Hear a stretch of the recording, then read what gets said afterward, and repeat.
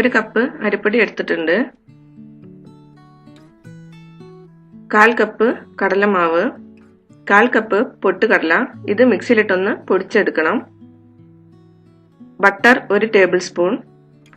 പൊട്ടുകടല പൊടിച്ചെടുത്തിട്ടുള്ളത് ഒന്ന് ചലിച്ചെടുക്കണം. അതും അരിപ്പൊടിയിൽ തന്നെ ചേർക്കണം.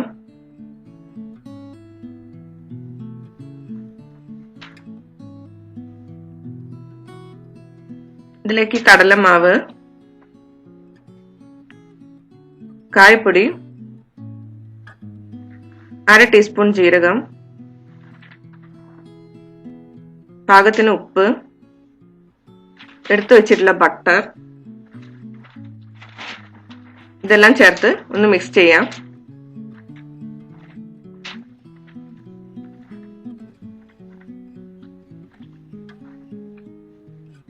ഇനി വെള്ളം കുറേശ്ശെ ചേർത്ത് കുഴച്ചെടുക്കണം. ഇതുപോലെ നന്നായി കുഴച്ചെടുക്കണം.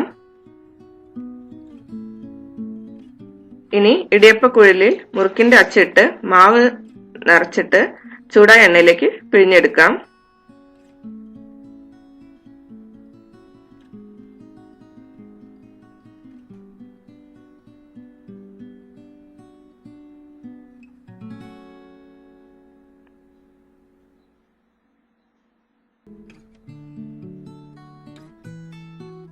ബബിൾസ് താഴ്ന്നു തുടങ്ങിക്കഴിഞ്ഞാൽ മുറുക്ക് കോരിയെടുക്കാം.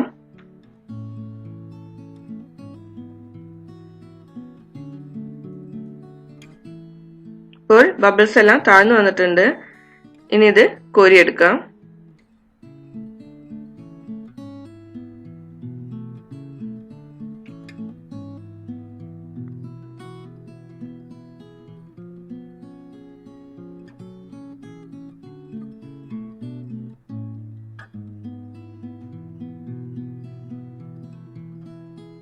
തീ ഒരു മീഡിയം ഫ്ലെയിമിൽ വെച്ചാൽ മതി. മാവ് പിഴിയുമ്പോൾ ഇടിയപ്പക്കുഴലൊന്ന് ഇളക്കി കൊടുത്താൽ മാവ് പെട്ടെന്ന് പൊട്ടി പൊട്ടി വീണുകൊള്ളും. ഇല്ലെങ്കിൽ വറുത്ത് കോരിയ ശേഷം പൊട്ടിച്ചെടുത്താലും മതി.